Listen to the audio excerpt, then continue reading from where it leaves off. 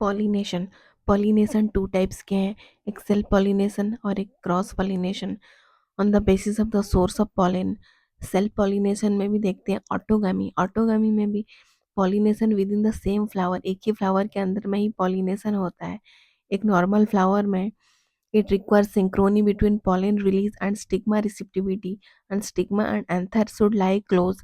ऑटोगामी एक rare case है जिसमें कि पॉलन रिलीज और स्टिग्मा रिसेप्टिविटी एक ही टाइम पे एक ही सिंक्रोनी पे होना चाहिए, जिसमें स्टिग्मा और एंथर दोनों क्लोज, एक दूसरे के क्लोज होना चाहिए।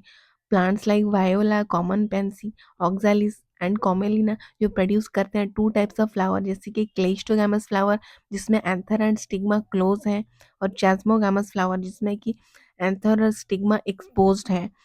और cleistogamous flower produce assured seed set in absence of pollinators. Cleistogamous flower क्या करता है, जिसके प्लांट्स के पास में एबिलिटी होता है to produce seeds without relying on external pollinators like bees और wind for cross pollination. Cross pollination करने के लिए बिना किसी एक्सटर्नल एजेंट के, एक्सटर्नल पॉलिनेटर्स के ये सीड्स का प्रोडक्शन कर सकता है।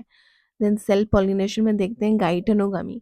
गाइटोनोगामी में pollination between two flowers of same plant, एक ही प्लांट के दो अलग अलग फ्लावर्स के बीच में पॉलिनेशन होता है, और इसके लिए इन्हें एक एक्सटर्नल एजेंट की ज़रूरत पड़ती है, cause it requires external agent, and genetically ये सिमिलर है ऑटोगैमी के। देन क्रॉस पॉलिनेशन में देखते हैं xenogamy. Xenogamy pollination between two different plants which brings genetic variation.